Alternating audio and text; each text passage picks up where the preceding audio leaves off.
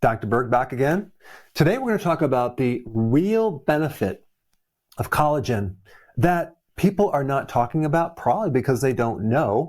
But this information is quite fascinating because most people take collagen for their hair, for their skin, for their nails, for their joints, to prevent wrinkles, to make themselves more beautiful. But the real purpose of collagen has nothing to do with beauty. But today we're going to talk about what that real purpose is.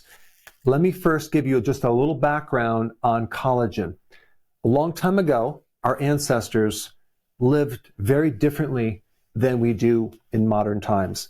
We ate nose to tail.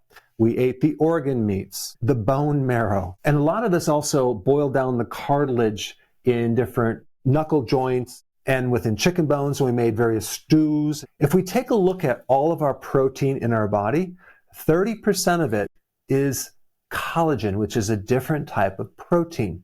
Collagen makes up all the connective tissue, which includes the glue that holds everything together, includes the tendons, the ligaments, the cartilage, the fascia, which is like surrounding everything that holds everything together, that gives you your shape. A good portion of your bones are collagen as well. But in modern times, like right now, we like tender meat. That means meat without very much collagen. We like lean chicken breast, right? We don't like tough meat. So our diets right now really only have between 1 and 3% of the protein being collagen, whereas we need 30%.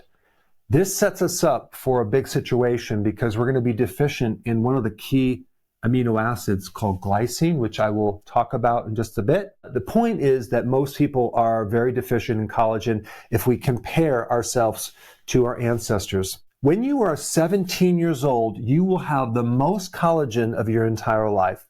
You're at your optimum state. You can fall down on the cement and bounce. If I fell down on the cement right now, I would literally shatter. But when I was younger, I got so many different injuries. I'm surprised that I even survived those injuries.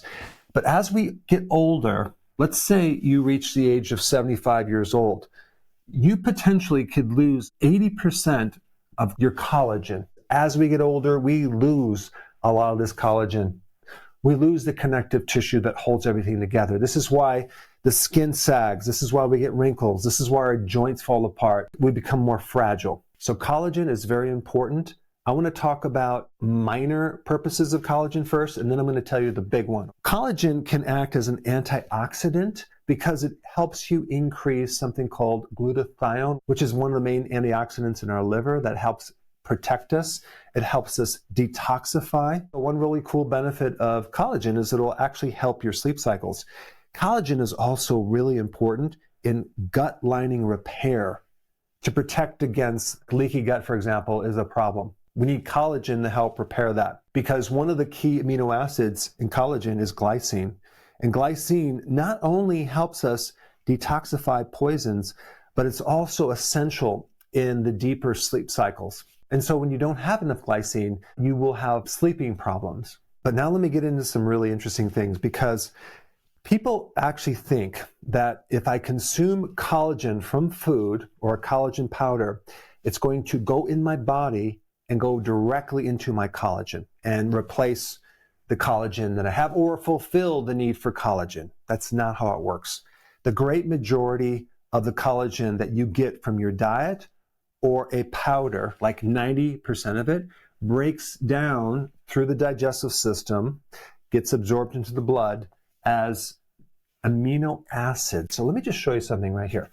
When we eat protein or we have collagen, we have a series of amino acids connected in a chain. And when we get these smaller chains of individual amino acids, they're called peptide chains. So a peptide is a chain of amino acids. And so when you eat collagen, the great majority of it, 90% of it, breaks down into the individual amino acids, but 10% of it actually is left as peptide chains.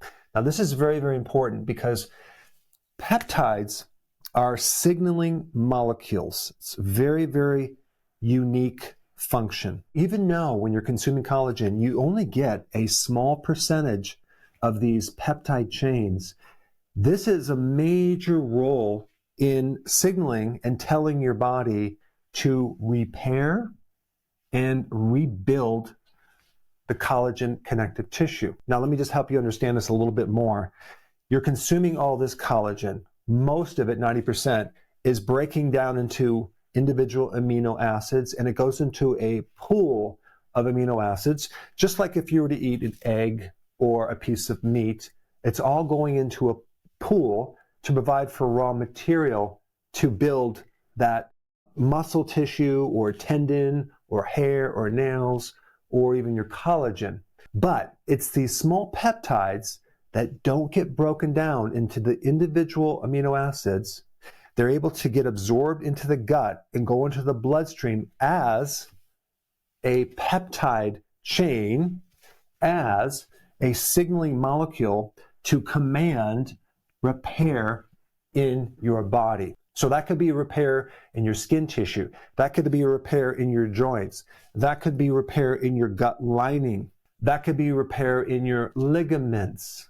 That could be repair in your arteries, because your arteries are also collagen. And when I'm talking about repairing and rebuilding, I'm talking about triggering or stimulating certain genes that trigger these cells called fibroblasts, which are basically little cells in your body that make collagen. They also make elastin to make things more elastic, because collagen is not bone. It's a very flexible tissue, so to speak. And that's the hallmark of someone that's younger versus older.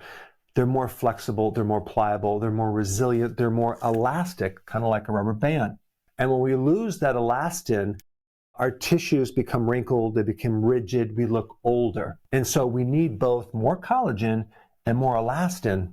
And consuming more collagen not only provides the raw material to build it, but these peptides also provide as a signaling molecule to tell our body what to do with this raw material. And what's even more interesting is if you compare that to eating a steak or a piece of chicken or an egg or a fish, you do not get this signaling molecule, okay? You don't get the peptide chain.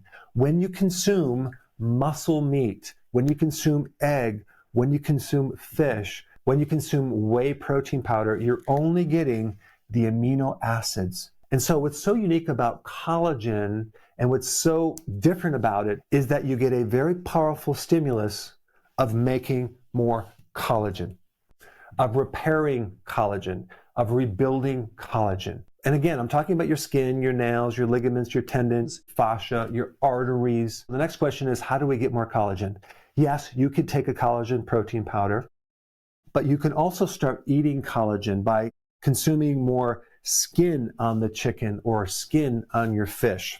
You can make different stews where you have different knuckle joints or cartilage from chicken in there and start boiling it down into the gelatin and making these different stews. Bone marrow is very high in collagen, but ideally you want to start doing nose to tail, okay? I mean, a lot of cultures do this. Chicken feet, they boil them down and they make these great dishes. When you consume grass-fed, grass-finished beef, for example, it's not as tender, but it's really filled with a lot more collagen because those animals have more exercise. They're a lot healthier than animals that have been put in a feedlot.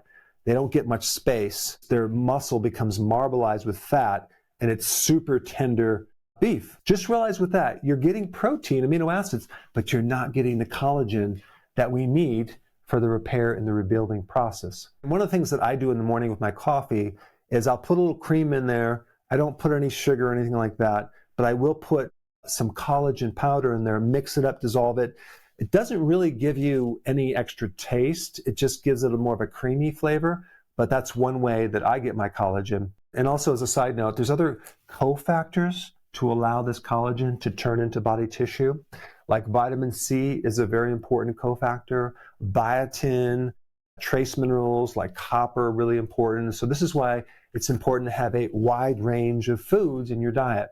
And since we're on this amazing topic of collagen, about a year ago, I did a video on collagen, on how to create amazing hair, nails, and skin. And if you haven't seen it, check it out. I put it up right here.